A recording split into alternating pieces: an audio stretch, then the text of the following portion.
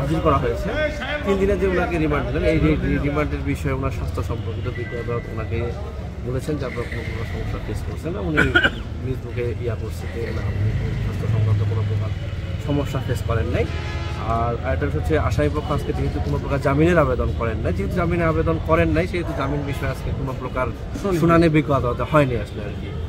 এই আজকে এতটুকুই ছিল। এটা একটা মুখ্য যেটা বিষয় ছিল যে আমাদের মহামান্য হাইকোর্ট বিভাগের একটা রিমান্ড সম্পর্কে একটা নির্দেশনা আছে। নির্দেশনা সুস্পষ্ট, এটা সকল নাগরিকের জন্য। ইতিপূর্বে যে ফ্যাসিস্ট সরকারগুলো ছিল তারা কখনো এই হাইকোর্টের এই নির্দেশনাটা মেনে চলতো না।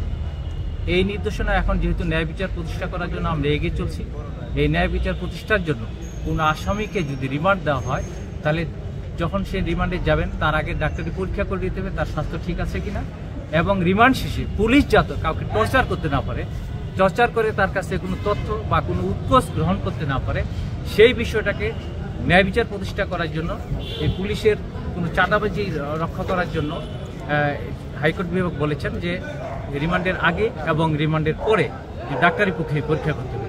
তো ওনাকে যেহেতু বিজ্ঞ আদালত 3 দিনের রিমান্ড মঞ্জুর করেছিলেন, উনি রিমান্ডের আগে ওনাকে চিকিৎসা নিয়েছেন এবং আজকে আদালত আবার পর্যবেক্ষণ করলেন যে উনি রিমান্ডের পরেও সুস্থ আছেন কিনা।